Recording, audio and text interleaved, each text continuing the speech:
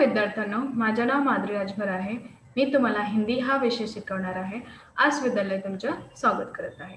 आज जो आपला 9वा कविता आहे त्याचं नाव काय? वरदान मागूंगा नहीं. काय आहे त्याचं नाव? वरदान मागूंगा नहीं.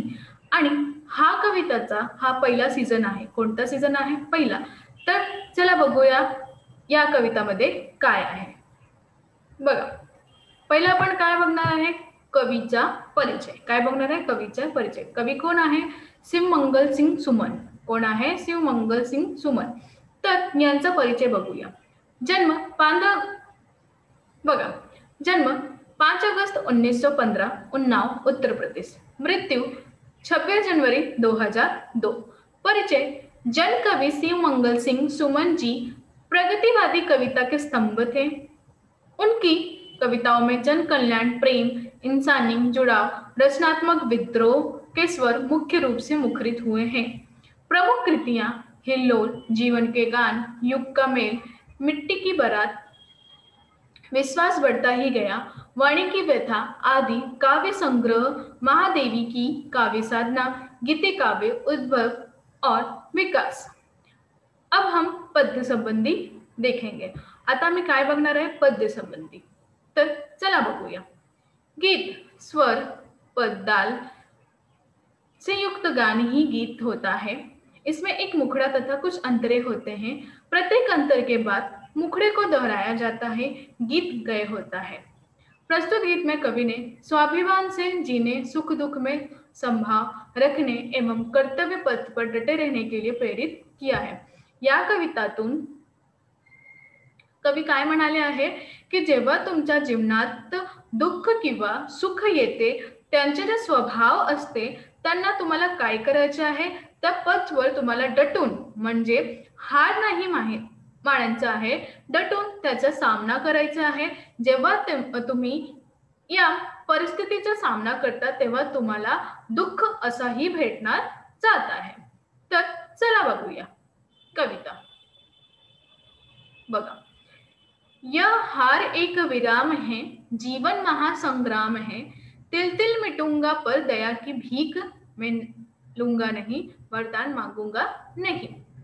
इथे कवी काय म्हणाला आहे की ये जो जीवन है ये एक हार का विराम है.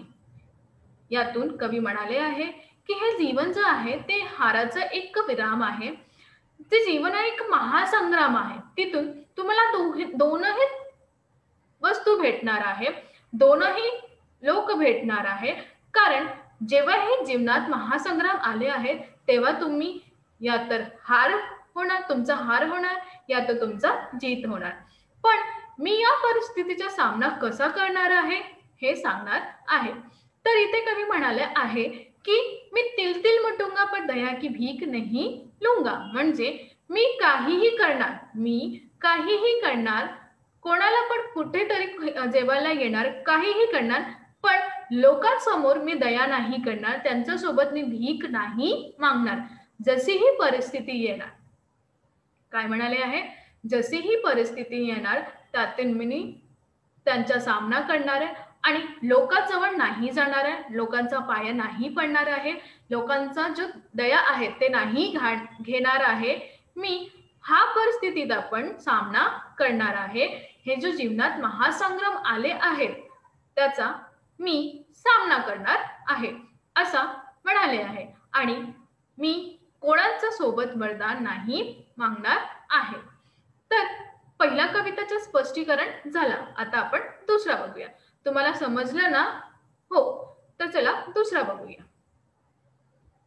बघा, स्मृति सुगत पहरों के लिए, अपने खंडहरों के लिए ये जान लो, मैं विश्व की संपत्ती चाहूंगा नहीं, वरदान मागूंगा नहीं. इथे कवी म्हणाले आहे की जे स्मृती सुखद म्हणजे जो पहर, जो वेळ आहे, जे सुखाचं आहे किंवा दुःखाचं आहे, हा वेळात पण जाऊन कधीतरी जाणारही आहे. हा वेळा पण कधीतरी जाणार आहे. तर हा जो वेळ आहे यातून मी लोकांचा किंवा विश्वांचा संपत्ती नाही मागणार आहे. माझ्यासाठी मी लोकांसाठी किंवा माझ्यासाठी ही संपत्ती, जो विश्वाची संपत्ती आहे, मला नाही हवे. मी लोकांचा साधन निर्माण करत आहे की मला ही संपत्ती नाही हवे. माझी जी स्मृती आहे, माझे जो सुखद आहे, हे सगळं माझ्यासाठी आहे, लोकांसाठी नाही. माझे जे दुःख आहे हे माझ्यासाठी आहे, लोकांसाठी नाही आहे. म्हणून इथे म्हणाले आहे की जेव्हा हे आले आहे, मी यासाठी विश्वाची संपत्ती नाही घेणार आहे. मी स्वतःच जे परिस्थिती येणार त्यांचा सामना करणार आहे. मी कोणासमोर जाऊन वरदान नाही मागणार आहे, असा दिले आहे. आता तिसरा बघूया. क्या हार में क्या जीत में किंचित नहीं भयभीत में संघर्ष पथ जो मिले ये भी सही वह भी सही वरदान मागूंगा नहीं. इथे कवी म्हणाला आहे कधी हार येणार तर आमच्यासोबत कधी जिंकणार. मी कधी हारणार तर मी कधी जिंकणार पण पण मी भयभीत नाही होणार. मी भयभीत म्हणजे मी डरणार नाही. मी त्यांचा सामना करणार आणि जो माझा पथ आहे, माझा जो रास्ता आहे किंवा माझा जो मार्ग आहे त्यातून मी संघर्ष करणार. त्यातून मी संघर्ष करणार.